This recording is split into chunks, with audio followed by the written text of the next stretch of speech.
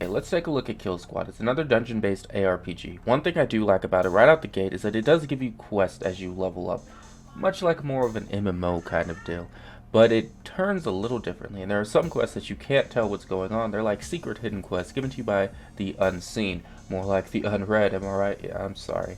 Moving forward, one of the things that's very unique to this game that I think is interesting because it is a dungeon-based ARPG, meaning you select a map and you drop into it, is that you get consumable items from the map that you keep and you can slot into your quick slots when you go into your next mission, as long as you remember. Now this is clearly a loot-based ARPG. Of course, you get items from bosses and things of that nature to improve your vector. Your vector is your overall level. Your character has a separate level, but your vector is like your power level. And each map, in fact, shows what your vector level should be before going into it. One other thing that I thought was rather odd, but pretty interesting as well, each map also shows you the elemental alignment and weakness to the map. Not just to the boss, because some maps don't have bosses, but to the map. Much like Pokemon, it shows you what elemental affinity is stronger and what is weaker. And it does make a big difference, even against little mobs. You will go from critting enemies to doing gray damage, which is like the least amount of damage you can do, regardless of how good your weapon might be. Now, one other thing that I do like about this, that I honestly love about this, is the drop-in factor. If there is a map that is open to play for you and there are people already running it, it'll have a small symbol upper right hand corner showing you that there's a party running it. You select that map and you hit join. It almost immediately drops you in that same map with those people.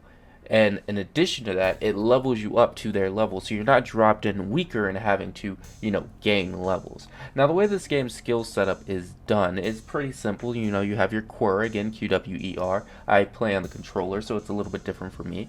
But as you level, each skill gets a different perk. And they have a quick select, so you can just do it from the corner and actually select your perk that you want quickly.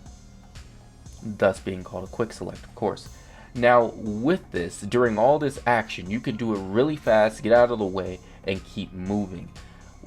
In addition to that, with the way that the skills are set up, each character, of course, is different. They only have 4 characters right now, so in that regard, there's not a lot of variability you can do to play around with that, but each character can be built different. Each character has 2 separate final skills, or ultimate skills, if you will, and you can build into those entirely differently. You can also build, not necessarily wrong, but in a way that's not the most optimal. I guess you could say meta. You wouldn't want to build and lean into one skill that you don't really use and then be consistently spamming another. So on that note, the game is set up for you to succeed initially, but there are a few things, because I don't want to sit here and just praise the game, that are problematic. So like any game where there are boss monsters and boss loot, you expect the boss monsters and boss loot to be great. You don't expect them to drop and then you can find something better in the shop. Unintentional rhyme. But that is kind of how this game starts. Now I'm saying starts because as you get later on into the game, it gets a little bit different. But in the beginning of the game, no matter what boss you go against, no matter what weapon they drop for you, or what item they drop for you, it could be rare, so on and so forth, you will always find something better in the shop. And that's problematic, because in the beginning of this game, it sets it up for you to know this is going to be a grind. Because after you complete the first mission, you think, well, I'll just go to the second, and it completely slaps the crap out of you. Unless you join in on someone else, or unless you have a party to play with, it will dismantle you. It will take your bones, show them to you, grind them, and then put them in your tea. It will not be friendly. It will not ask how you're doing, and it will not pay for the hospital visit. It will harm you. To that effect, playing with friends obviously makes this better. However, the fact that you can drop in at any time on anyone, unless they set their game to private, which you can do. So if you're wanting a challenge and you're wanting to run solo, or you're just wanting to rush through a map, you can do that without having to worry about someone coming in and just bombarding you with all these side things. Speaking of side things, there are chests in this game, of course. There's always loot in these types of games that are spread out around the map. And as you open them, oddly enough, if you open a chest specifically, you will regain a little bit of health. I thought that was rather interesting. Then they have things that look like vending machines, essentially. Like, they straight up look like, I'm gonna go over there and get a Coca-Cola. But you get buffs. You can either get some extra health, you can get an extra shield, move speed faster, those kind of things. Now, in order to get these things, you have to get DNA samples from the things that you are murdering. So, with that being said, it's kind of an easy way, an easy take to get into that, to actually go and be like, okay, I'm kind of safe right now, and do it. However, do not go into that area and go straight to the vending machine of life expecting to be okay, because the moment you open that bad boy up, the moment that you think, I'm going to get an item out here to improve my well-being, you will get hoarded, you will get stampeded, you will get swamped, and you will likely die before you get out of that, which I think is actually pretty awesome. Why? Because you shouldn't be lollygagging around like that in an ARPG.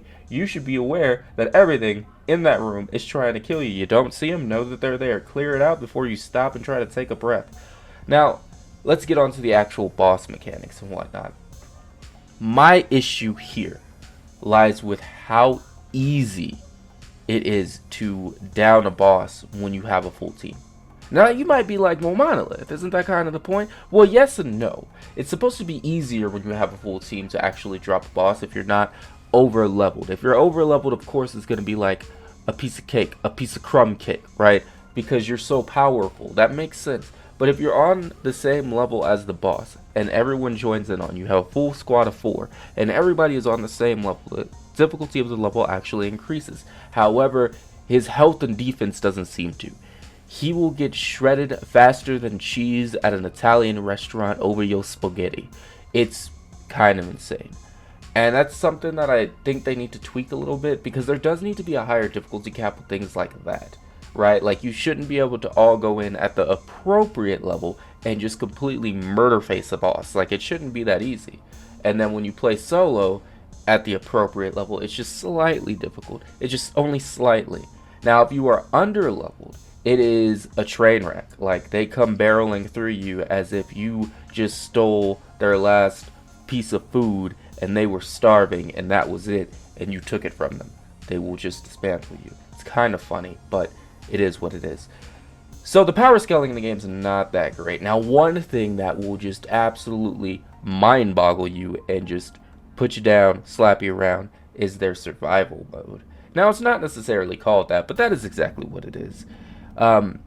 You go into the arena, you start in the center, and they just keep throwing hordes of people at you, like, legitimately, and they will give you mini bosses. Those do exist in this game, and they will keep slapping these guys at you. Now, if you try to do this solo, be overleveled. Period. The end. Because this is the one area where it does not matter. You can be over leveled to the nth degree. They throw so much crap at you that you are going to need those extra levels, that extra power, those extra vector points, that extra oomph, that extra goodness, because they are not going to take it easy. They are not going to ask you how your grandmother's doing, nor your mom, before they put you in the ground. They might dig your grave for you, but they won't put you in it like nicely. They'll just throw you in there. They'll yeet you to your seat, if you catch my drift. But other than that, the game, in all honesty, I give it a solid 7 out of 10. There's room for improvement, and of course they will improve. It's on sale now, so hey, why not give it a shot? But it's one of those things, maybe grab another person, maybe. You don't necessarily need to, because it's a lot easier to interact and play with other people that are already playing, and the player base is not that small right now. Again, because it's on sale, of course. So, if you're interested in ARPGs, and this is one that you haven't played, this is one that I recommend. Now, guys, I am still doing my Marvel Avengers series with the guides. It just takes a little bit more time. Again, I'm sorry it's taking so long, but we'll get there. Have a great day, morning, noon, or night, whatever it is, wherever you are.